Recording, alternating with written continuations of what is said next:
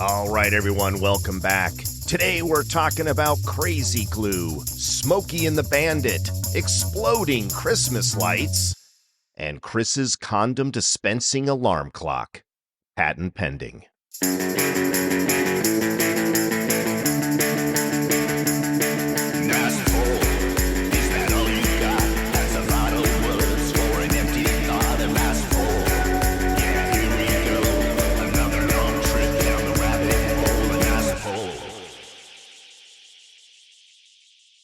So, Jeff, kind of find myself on the cusp of the holidays, right? And we didn't really talk about it last episode, right around Thanksgiving, which to me, Thanksgiving, not a turkey guy, so never a huge deal for me. I never got all excited. I'm going to go eat 5 pounds of turkey and, eat like a Viking. For me, we didn't talk about, to me, Thanksgiving for me, as a kid, I would always volunteer to work like in the supermarket because we got paid holiday pay. I didn't give a tiny rat's ass about. I'd rather make that money. Give me a little ham or something left over, and I was good to go. Watch Charlie Brown. I'm not going to talk about Charlie Brown, but just more instances of Linus really pissing me off. I may have to hold on to that for Christmas. But again, I think the thing about the holidays, and we witnessed this as a kid, where we didn't really, I know I didn't, we didn't really have the responsibility that maybe our parents had when it came to, I know we didn't have to, it's kind of just showing up. And of course, until I got yelled at and then I had to clean a dish or something like that. But getting into, like I said, going from the prepping for the holidays as we evolved and became adults and had our own houses and families and that sort of thing. And it sort of became our responsibility.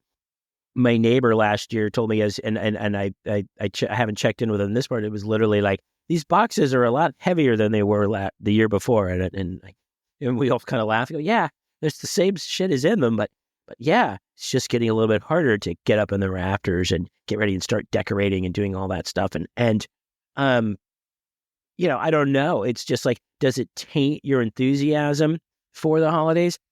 I don't know how much enthusiasm as I've reached my advanced years I have for the holidays. So the answer would, probably, but if I had enthusiasm, I think the answer would be yes. Well, Chris, first of all, you were looking for a title off air for your upcoming autobiography. And I think we just found the title, If I Had Enthusiasm, right? I think that is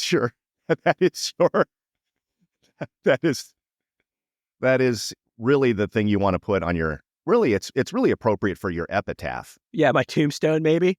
If I can outlast you, Chris, and I happen to be at your memorial service, I'm going to absolutely bring that up. I really think that was Chris's motto towards the end. I think that he wanted enthusiasm. I think that he saw others with it. I think he might have been a little jealous and reminiscing about times when he actually cared. But, life happens. I have no literary agent, but I'm guessing I don't give a rat's ass. Probably doesn't look as good on a book jacket, and it's probably a little bit longer. You can also choose the music, okay, because I know what you won't put in there. Do you feel the same way? I mean, maybe it has to be a co-epitaph, or maybe your epitaph will be slightly different.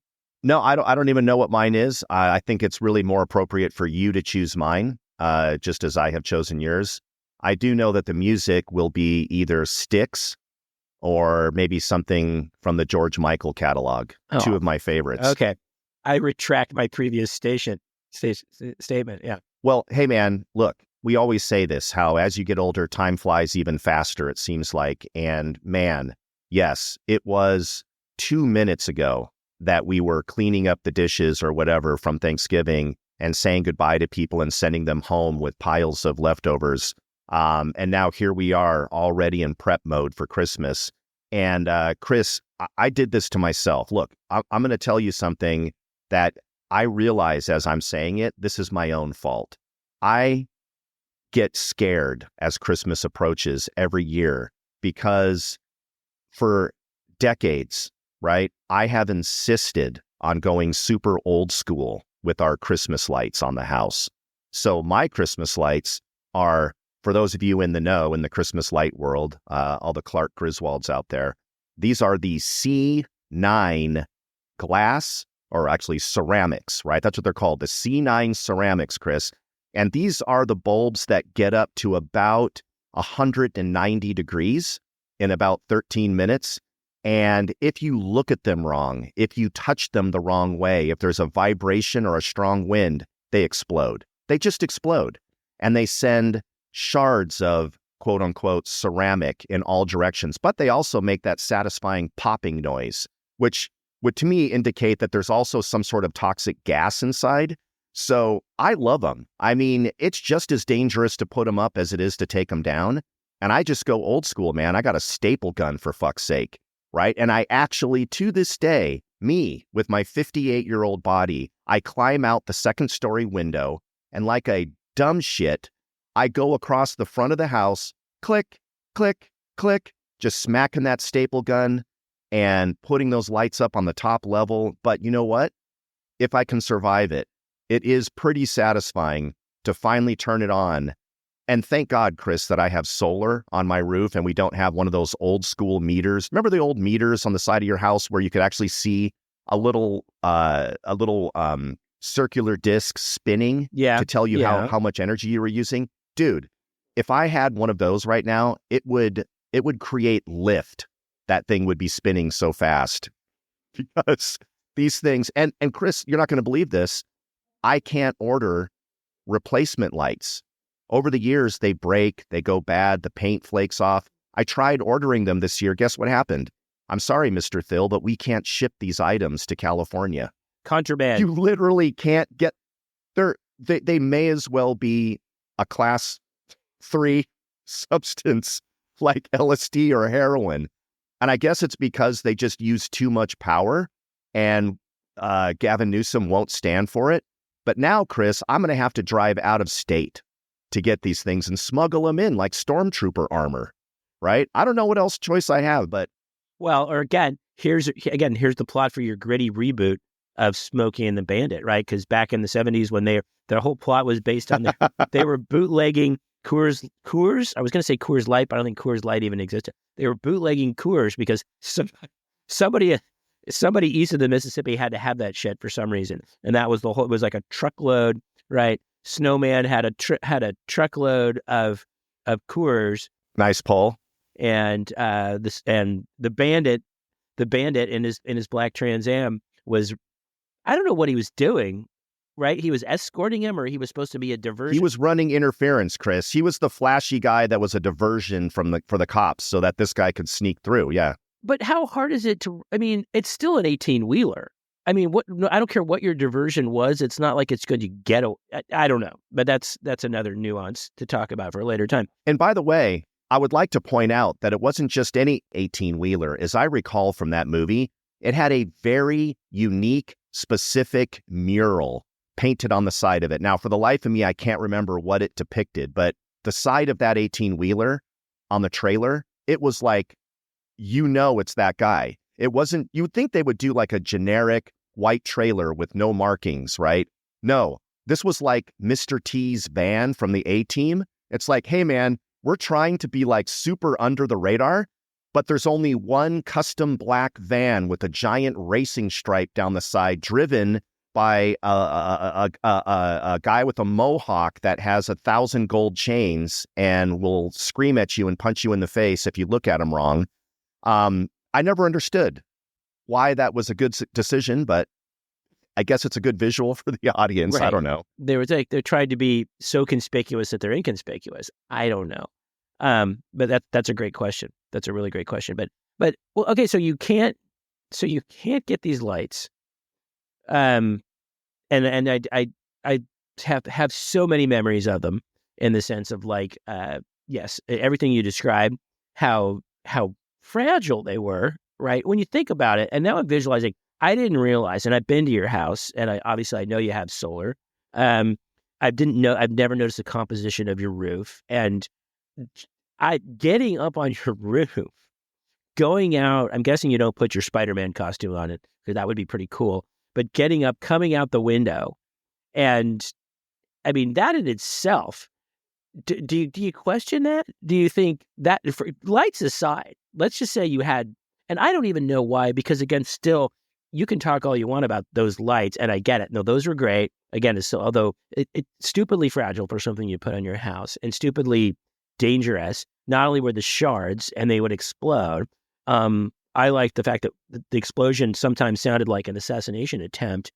But did you find yourself, or maybe now, maybe you didn't 10 years ago, do you find yourself going, what am I doing on the roof?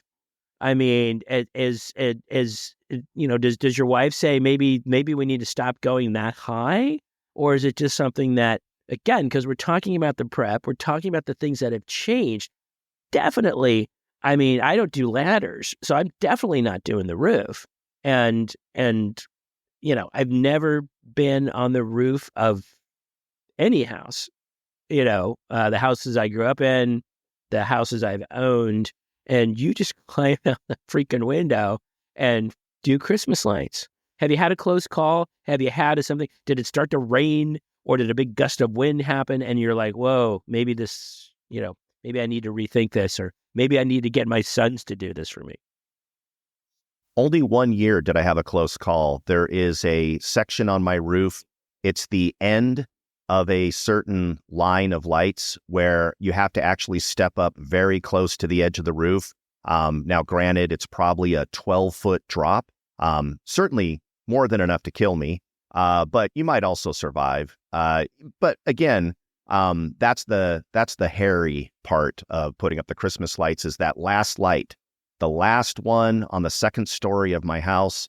And there was a year when I just effed up. My left hand was holding on to the eave of the house to brace me, so that if I lost balance, I wouldn't fall over the edge. And I went straight into a splinter and just like sent a splinter right through my index finger. And so took my hand off and started to fall forward. And it was just by the grace of God that my right hand was able to catch another part of the roof and just literally clutching it like a scene from a movie where they're about to go over the edge of the cliff. And I'd never mentioned it to my wife. And I'm sure that, by the time she gets to episode 38, she will eventually know that this happened. But dude, I was just a breath away from going end over end and really probably just splatting right on the, luckily down below it was hard cement. So I'm sure that would have softened my fall. I guess that's not too bad. I guess that's not too bad for all the years of setting that stuff up. I guess a close call, one close call. We all have one close call that we probably will not, or at least one close call that we don't like to talk about. The other good one, Chris, was when I put a staple through my thumb by just not paying attention and looking one way and having my thumb a different way. It sounds impossible. How could you possibly do that? How could you put a staple from a staple gun through your thumb? I don't know. I can't explain it, but yeah, that was a fun time too. Just pulling that out with pliers and then continuing. I think the blood is still up there from that adventure. But yeah, every year it just gets harder and tougher, and we'll see what happens next year. But by God, they're going up. I mean, I guess the question, did you help your dad? Did you hang Christmas lights as a kid? Going back, it's like we had some pretty basic sort of one string around, around the garage or something like that. It wasn't too fancy. You see how elaborate people go these years, this time of year now with giant, with snowmen and the Grinch and all these crazy lights and projectors and all of this stuff. And, looks very, yes, Clark Griswold-esque in some instances. I don't remember, obviously that as a kid. And it's one of those things like, I don't remember now. I think for years and years, my dad always used to question the fact that if I actually was his son, because mechanically, I wasn't really good with a hammer or a wrench or anything even, remotely mechanical. Chris, I'm impressed that you were able to name those tools just right off the top of your head. Very good, man. How many other tools can you name? Yes. Well, it's like, hey, there's a Phillips screwdriver, there's a flathead screwdriver, there's an Allen wrench. Ooh, nice. I used to wonder, it's like, who's Philip and who's Allen? And why do they have these tools?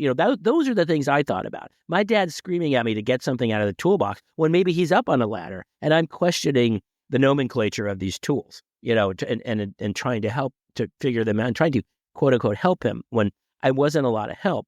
Well, to answer your question, my dad never went on a ladder, just so you know. He never went up on a ladder ever. Never, ever, ever. But he was smart enough to only put Christmas lights on areas where, for the most part, you could kind of reach up and just kind of hang them on pre-existing hooks. But we used those same light bulbs back in the 70s, and it just has this like nostalgic feeling for me. And my dad and my mom and both of my brothers, I don't know how this is possible, but we all grew up really loving these traditions, right? Thanksgiving and Easter and Christmas and Halloween.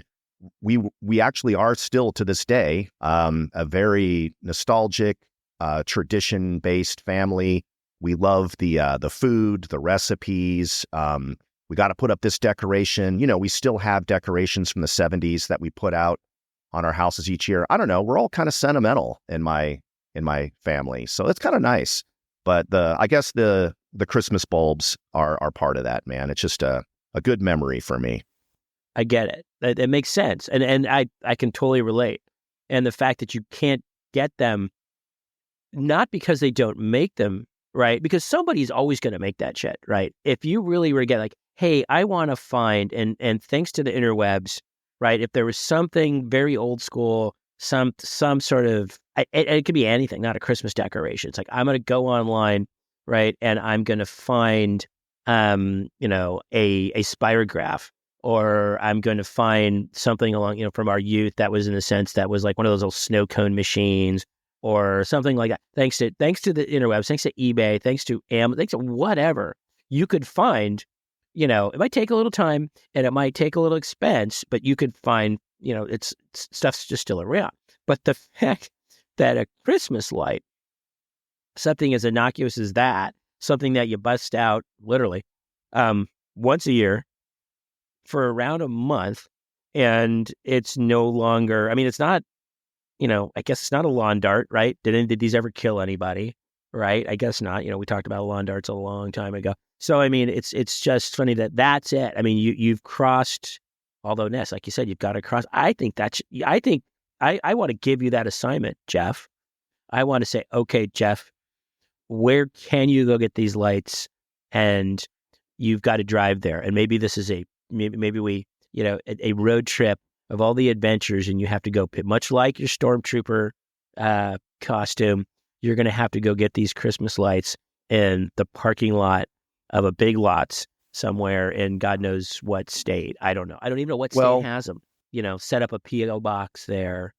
First of all, I might be able to set up a fence or a go-between, like the Rockford Files or something, or Starsky and Hutch. Maybe I can get some kind of a go-between to meet me. Huggy Bear.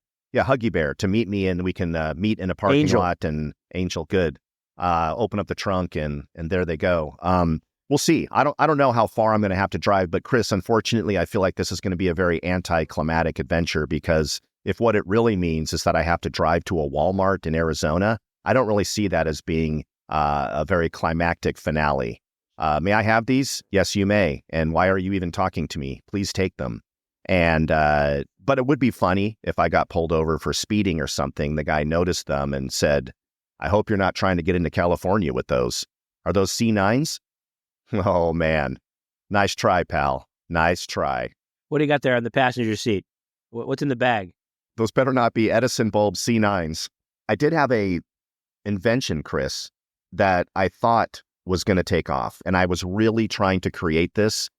This was something that I was going to even see about maybe doing an infomercial for. And I called them the Lazy Man lights, or lazy lights, right? Of course, spelled Lazee or something stupid, right? And the idea was that you could clip your string lights onto this little racking system. And then when Christmas is over, you just push a little button and it kind of rotates and hides behind the eave of your house. So the Christmas lights can be up all year. And then next year you just click and they kind of swivel around and redisplay themselves. And I even had this idea that an old lady in a wheelchair would have a little extendable wand, right? And she could, even from her wheelchair, Chris, she could tap the lights and they would suddenly, but guess what? That's really fucking hard to do. You wouldn't think it would be, but Chris, that was not easy. But now, come to find out, one of my buddies bought this new thing. I don't know if you've seen it, Chris, but it's just an LED strip. And it's one of these LED strips that's just almost invisible, right? It looks like, tape, right? It's so thin. And you just put it up once underneath the eaves of your house. And then you got the remote control and it kind of projects these beautiful colors onto your house. I don't know. I'm going to stay old school and have the old bulbs for as long as I can, but that's genius, man. That you can just go, hey, man, get out the remote control and hit go. There you go. Christmas lights up. See, I thought about that once, and I have an invention that I want to tell you that's it's not Christmas related. Although actually, it makes a great gift. Why couldn't you just have the lights? And again, maybe you thought about this in your many years of climbing on your roof. Why couldn't the lights just be like permanently under the eaves, right? And wired in, and then December 1st every year, you pushed a button and they just flipped out and they're right there. And then in January, you press the button again. Wait a minute. That's what I just said. Oh, mine were in the house. So yours are permanent. Okay. Maybe I didn't understand your. Well, I think it's probably on me. I don't explain things very well sometimes. My bad. But yes, that is the idea, is that the lights would be permanently behind the eave, hiding from the weather. I think it's a great idea. Hiding from the sun. Right. And then each year you would just go click and they would come out. That is what you said. I thought I might have had a stroke there for a minute. Okay, good. We're on the same page. Yeah. That's a great idea. Lazy lights. Yeah. I like it. I mean, I guess eventually if something burned out or something broke, but that's a great freaking idea. My invention. Okay, let me tell you about my invention idea. Kind of came from, now you remember, again, obviously we were going back and there was a time, and you made a reference earlier, I think we were off air actually, you were talking about a purchase of near beer. And remember when condoms sort of, and again, this is the mid 80s when AIDS. Interesting segue. Service, exactly. But you go with it. I do have a point. So when all of a sudden, when we were kids, and condoms were definitely, something we knew about them, right? And they made us laugh, and we knew what they were for. But you didn't really see them. They were like, you had to get them like at a pharmacy. And they were behind they were behind like the counter. So I think that was the thing, is like you had to ask to get them, right? Eventually, and again, and they got away from that. I mean, you see commercials now. You saw commercials eventually. You see them now, and you can readily available at drugstores, obviously, right on the shelf. Stroll down the Costco aisle not too long ago, going, wow, somebody's got a very active sex life if they need to buy their condoms from Costco. He says rather wistfully. But anyway, but at the time, so condoms became mainstream, I guess is the word. Okay. I guess maybe, again, not to, around the time that a lot of the times that we started talking about. So, but the thing about, there's always an awkwardness about condoms, right? Because then once you do have them, where do they go? People keep them in their nightstand or in their bathroom. I'm not going to ask you about any of those unless you want to share any of those things. But I thought about my invention to, people are fumbling around for them in the dark. My invention was essentially a condom dispenser, okay, that went on your nightstand, that also doubled as like a clock radio, okay? So you could see the time, you could set your alarm, you could listen to music, and you just kind of pop the top, hit the little button, on top, and the condom pops right up. And it was known as the Condomatic. All right. So there you go. You're there. You're not fumbling in the dark. You're not opening a drawer. You're not dealing with the foil wrapper. One push. You could even put on some music, maybe some smooth jazz or whatever you wanted to listen to at the time. And you even knew what time it was. It was like, oh, wow, it's 11:52. The Condomatic. So that's my one invention that, much like your Christmas light ideas, I think very practical. Well, the Condomatic, first of all, I love the fact that you back then adopted what all those infomercials, had in their names. Matic was a big one. Blank-O-Matic. So the Condomatic, that's great. I think definitely a better choice than the rubber clock. I don't know that would have sold quite as well. And what I love about the Condomatic is this idea that it's great for married couples too. You know, if you're still using a condom for whatever reason, or when you're in a relationship, I should say, right? And it's just like, hey man, it's condom o'clock, you know, and you actually just know when you're in bed, hey, nothing I can do, baby. It's 9:30 p.m. and as you know, I have the alarm set and the condom is already spit out. What am I supposed to do? Let's go. Right. And you just kind of have it set. Hey man, there it is. There's the, yeah, I guess we have to do this now. That's not the worst idea I've ever heard. Chris, the infomercial or the product is always supposed to save you from some really arduous or difficult task. And with me, it was climbing a ladder with a staple gun every year and dragging lights out of a box. With you, it was, are you tired of reaching 2 feet across the room and opening a drawer? Nobody has time for that. Good Lord.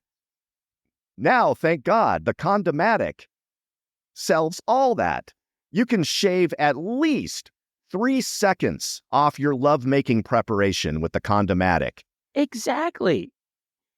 And then not only that, Jeff, okay, not only that, but then we're also talking about, you're right. The you got to rip it open, right? Did anybody ever rip it? You have to have the lights on. I think the Condomatic would have just enough of a glow to it to where you could see where you were doing. Again, one button, condom, music. You know what time it is. Again, it's genius. Would the Condomatic also play sexy music and say things like, "Oh yeah"? Well, it's got a clock radio. No. All right. Now you're just being silly. You just get like Barry White's voice in there and it's like, hey, baby, it's time. Maybe that could be the alarm setting. I had never gone that far, but that's why it didn't get past the concept stage, okay, in my head. Although I have to tell you, one time I had one of the craziest, I had a job interview where somebody, that was a question, have you ever come up with an idea, an invention? And I'm like, oh, what the hell? What have I got to lose? So I shared the Condomatic interview part in the interview. And guess what? I got the job. Okay. So anyway, yeah, but no, to your point. Yeah, sure. You want Barry White? You want a sexy, hey, you want, instead of like the music starting, do you want some deep voice like turning on when the alarm hits and goes, hey, get up. It's time to get busy before we go to work. I mean, hold on, man. We have to rewind. I'm sorry.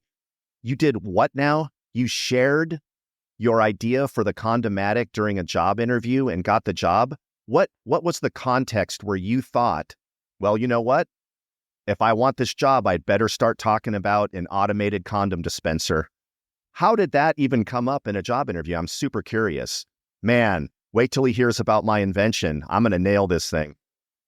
It was fairly long it was a job that I was fairly certain I was going to get. And I was talking to you how you go, sometimes you have to talk to a handful of people.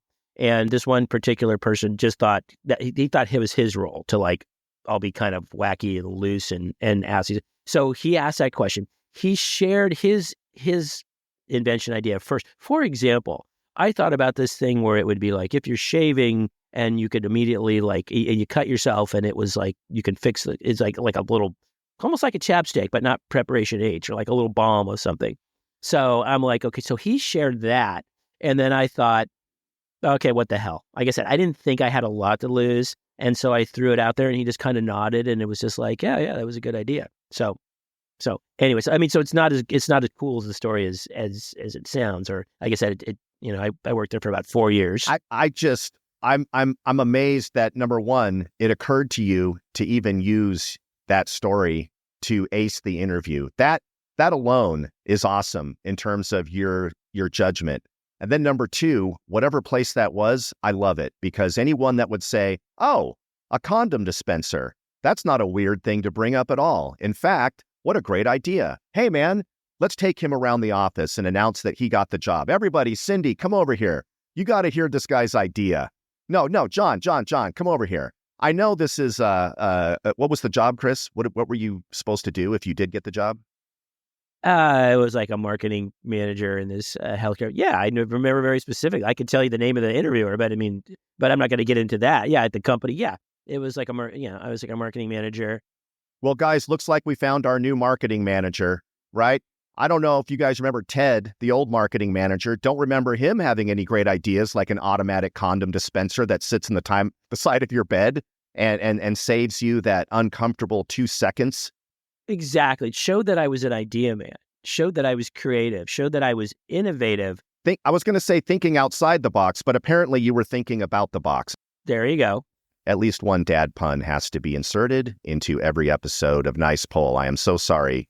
That's okay, Dad. But again, I in all honesty, I was pretty far through the process, and I thought it was almost a formality to talk to this one particular guy because he wanted to get in on it. So if I'd have thought that it was really going to risk anything, I probably would have. But I would have had to make something up, right? Because when that kind of question, if somebody asks you that, you don't want to say, "Nah, I've never," because we've all thought of that, right? We've all thought of, and again, like you said, the infomercial, somebody thought of, like you talked about, yes, because it saves you 3 seconds or 3. Somebody sold the clapper, right? I'm too freaking lazy or too old or whatever to get out of bed or to think that I need to turn that light switch off. So I'm going to clap on and clap off the clapper, right? I'm going to turn the lights off in my room by clapping my hands, okay? Which apparently is less effort, although you didn't sound freaking stupid. He's like, oh, I forgot to turn the lights off. I'm just going to clap. Or I can't just reach over and turn the light switch off on the nightstand from the lamp itself. I'm going to clap. And then when I wake up, I have to wake up in the middle of the night. I'm going to clap again so I can see I have some light, right? Chris, I know it's too late. It's way too late. But man, if you had only thought to do a collaboration with the clapper people so that you could clap your hands and have the condom dispensed, that would have been amazing. You could have just stood up in your bedroom and dramatically clapped your hands, and that means fun time is about to begin, and here comes the condom, and it already has its own slogan, right? Looking to avoid the clap? Just clap, right? There you go. That's your motto right there. It's as easy as 1, 2, 3. Who is this girl? Where did she come from? You don't have time to find out. Just clap your hands. By the way, Chris, do you think that mentioning your condom dispenser would fly in today's interview environment? No, I don't think so. I think it would come off as a little bit creepy. Probably wouldn't work now. I don't know. It all depends on who you're interviewing with. One time I was on the other side with my boss as we were interviewing somebody, and he seemed to he was supposed to be like a graphic artist, right? As a matter of fact, this was that same company. This was a couple years later, and he had some good work, and he was very creative, but there was something seemed a little bit off during the interview. He was quite as quick on the answers as you would like, and finally, at one particular question, and he's like, let me think about that for just a second. And he's admitting this information in real time, going, a little cloudy. It's like I'm a little baked right now, so I got to put my thoughts together. And we both kind of looked at, and he's kind of stopped, and he's got his furrowed brow, and we're looking at each other, going, and we're mouthing the words, baked. So finally, so I took the lead, and with my boss, I go, I'm sorry, did you just say you were a little baked?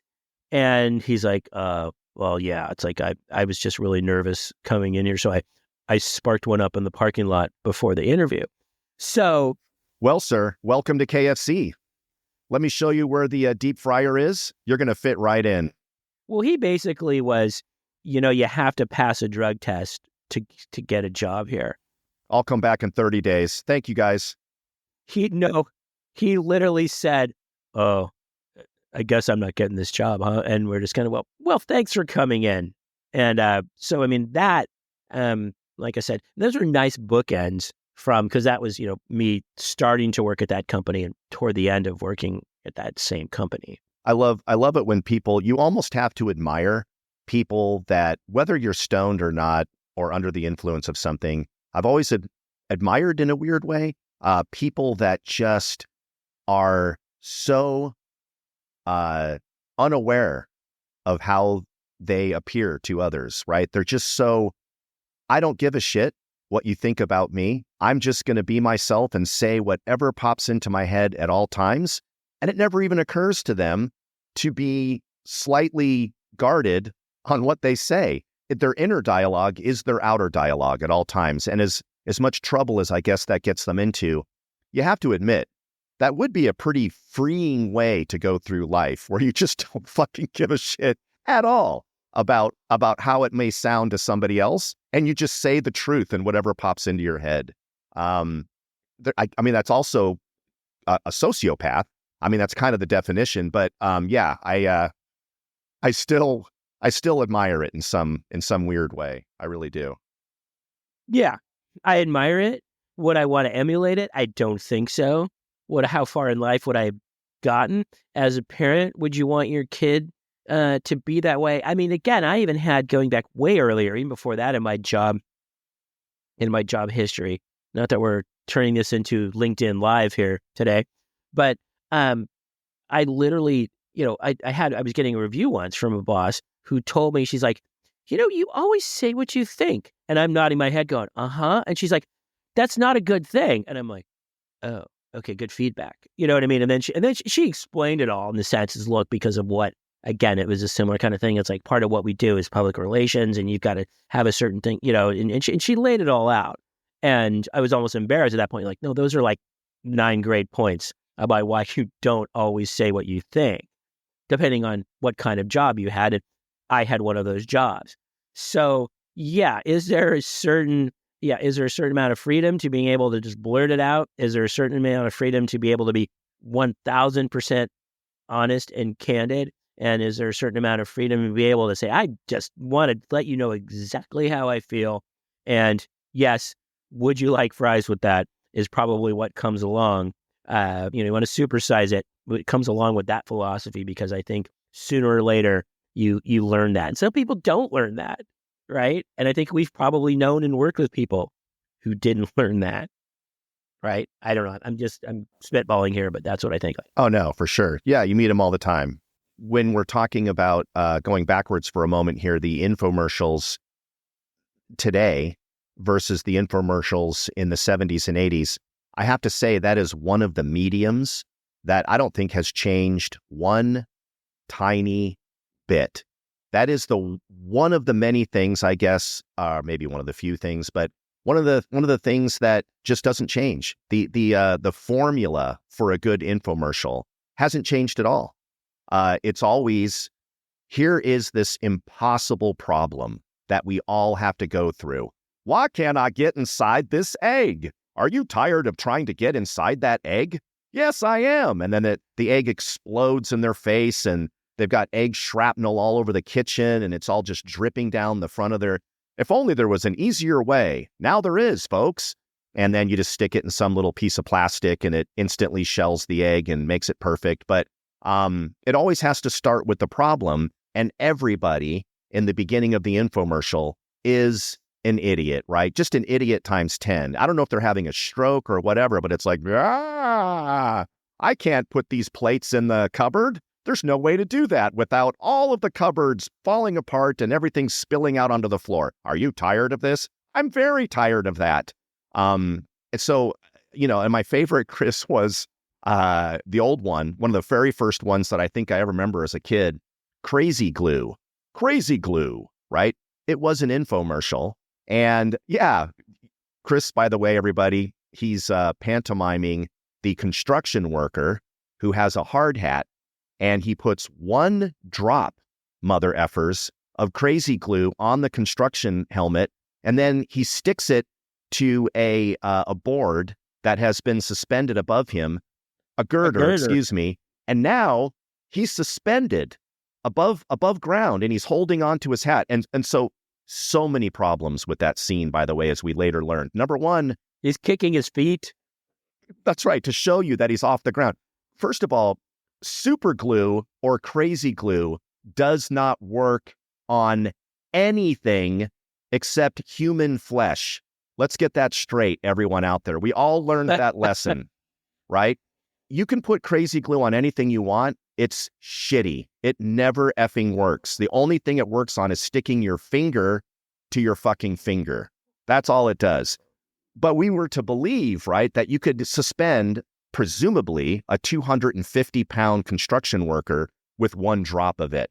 We all believed it, and we bought it, and it was just a little less toxic than super elastic bubble plastic. Not much, but just a little bit less toxic than that. Nowhere near as fun, though. Just to get super trivial and down the rabbit hole, that's what it was originally designed for, was surgery and triage in situations where people had cuts that were deep lacerations. It was meant as liquid stitches, for medical reasons. And what's your overhead, by the way, on a tube of Krazy glue? 4 cents? Right. 0.3 cents. And they sold it for some crazy amount of money. So millionaires, all of them.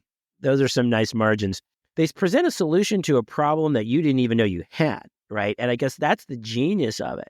Because, I didn't know that until now, I could not suspend myself from a beam with a construction worker at a construction site. I didn't even know I could do that. I've wanted to do that my whole life, and look at me now, right? And a lot of, like you said, and whether it was getting the what was that guy Billy Mays and his OxyClean? You can clean anything. You can basically, what they're telling you is you can get blood off of concrete. Now, I don't know if that's a common problem around your house. Well, for some people, Chris, it was almost a problem one year, as I mentioned, at my house.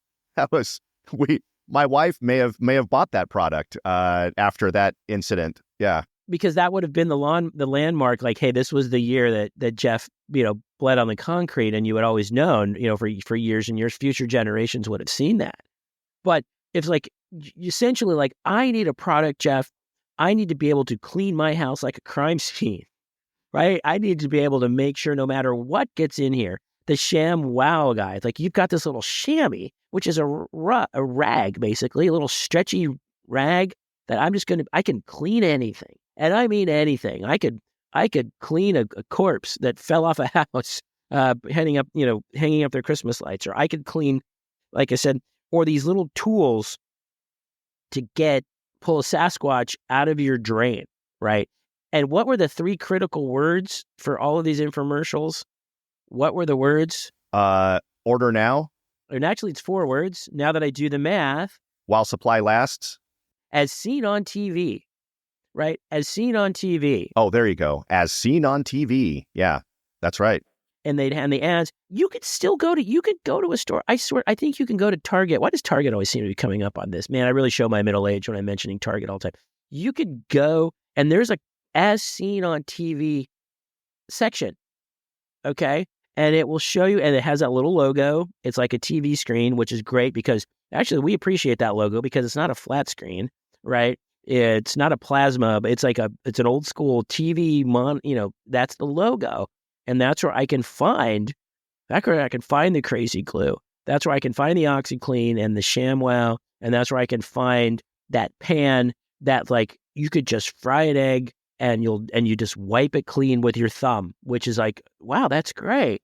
And I do love the one thing that all of those products have in common, especially in that situation, Chris. If you ever go to a store, a CVS, a Rite Aid, a Walmart, a Target, someplace like that, and they have a section that is the sort of as seen on TV section, the first thing that you notice is, number one, that section is heavily picked over.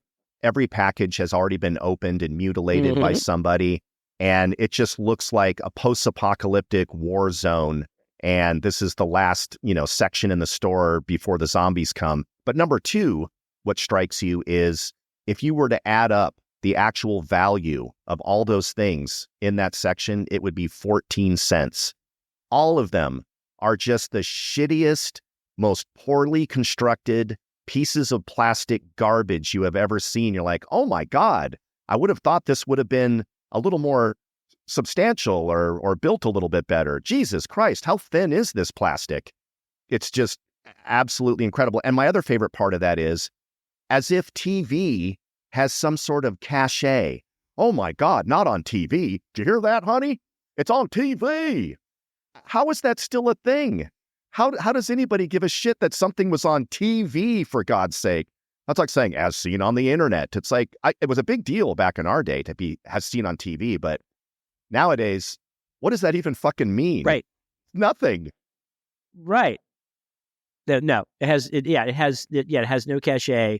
It has no credibility, especially. But even then, the fact that you talked about these infomercials, and they were the infomercials, because it's one thing to see a 30 or 45 second, or maybe even a 60-second spot that shows you crazy glue, and it was always like crazy glue. It's like, yeah, that's right, crazy with a K, shows you how crazy we are, right?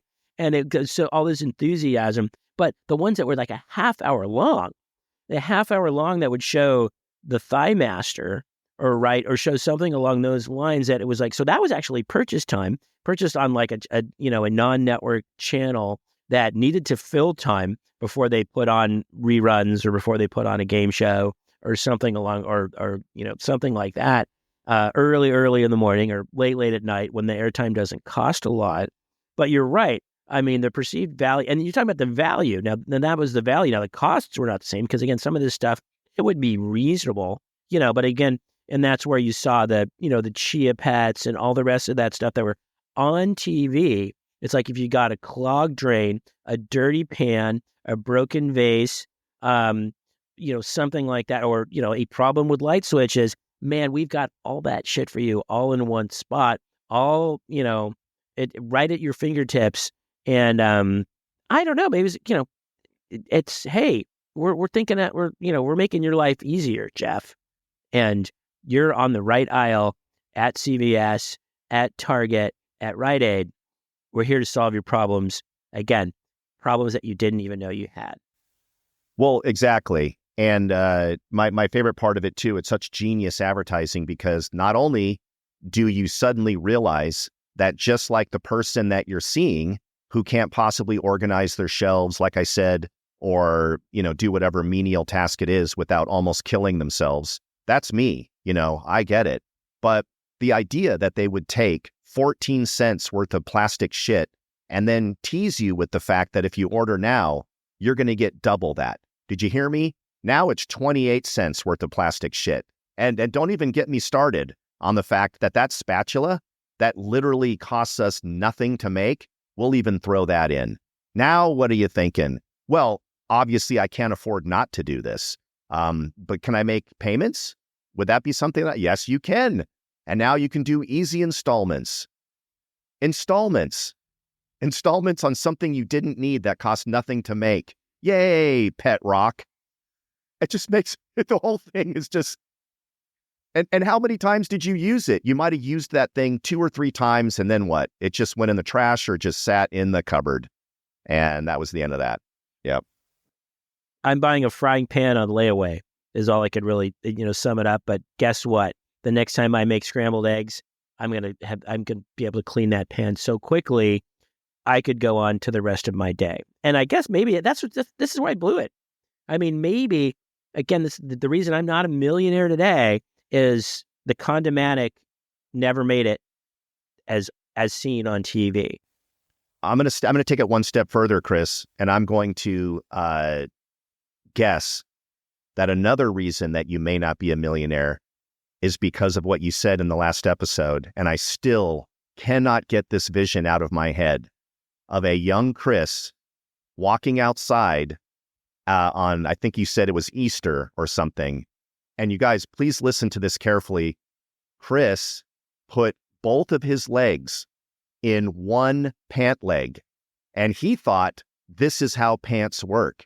It never occurred to him, you guys, that there were 2 pant legs. And maybe the reason why the pants felt really tight, like a long skirt, like something that you would literally see in an early David Bowie video, was because both of your stupid legs were in one pant leg. And I'm just trying to imagine him shuffling outside and going, man, am I late?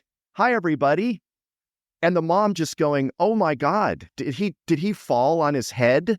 What is wrong with our son? Chris, that's just not something people do. And I just love the fact that we glossed over that in the last episode.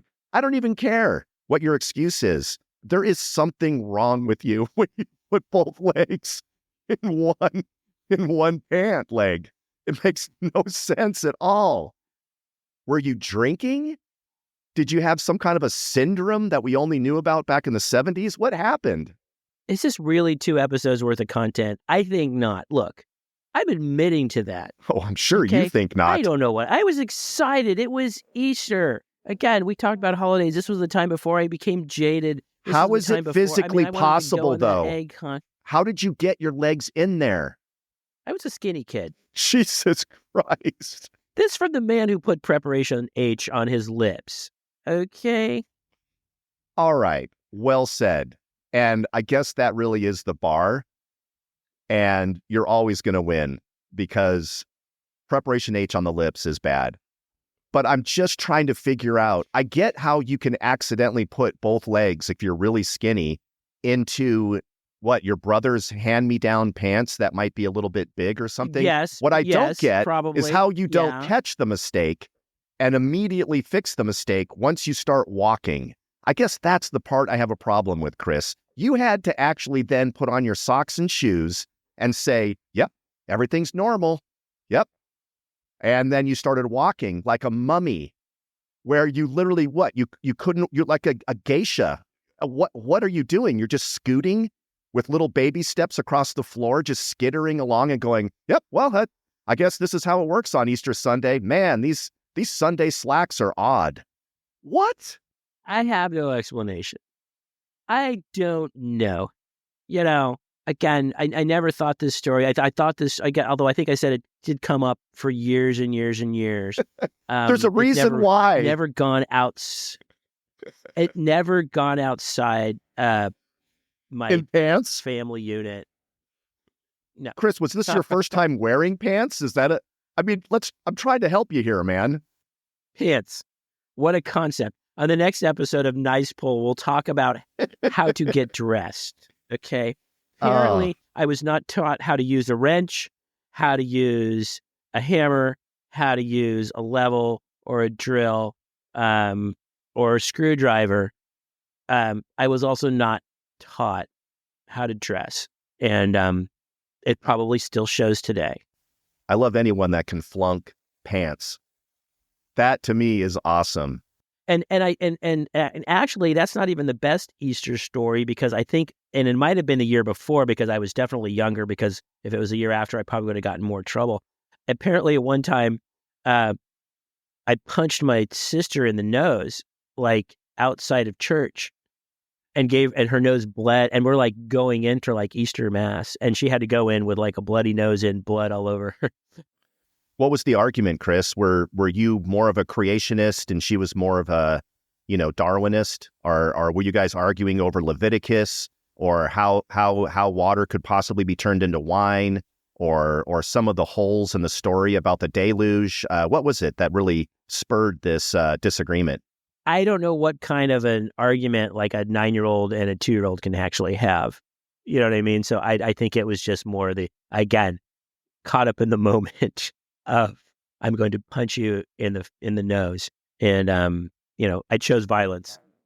You did. That's good. And then you could go into church and absolve your little 3-year-old soul from all the sin that you had collected that day. 2-year-old soul. Yeah. Oh, 2-year-old soul. Yeah. All right. Well, hey, man, we started with Christmas and we ended with eternal damnation. So I think that's a pretty well-rounded episode. Right, and I think we got more as a teaser. I think there's more. It's a little bit early. I think there's a little bit more Christmas we can dive into, and holidays again as we wrap up. And I think that there's a lot going on, a lot of holiday memories. They don't all involve blood. They don't all involve pants. But for me, there's a lot out there, and I hope we can cover that in the next episode or two. Yeah, and obviously we're both looking forward to continuing on the holiday theme as we get further into December, digging out some more of those memories from Christmases past and getting into the pop culture from the 70s and 80s. Yes. All of it having to do with whatever holiday you celebrated back then. That'll be fun. Sounds good. Well, Chris, this has been a very unusual episode. I laughed pretty damn hard there a couple times, almost choked. So what do you think, man? Until next time? Till next time, Jeff.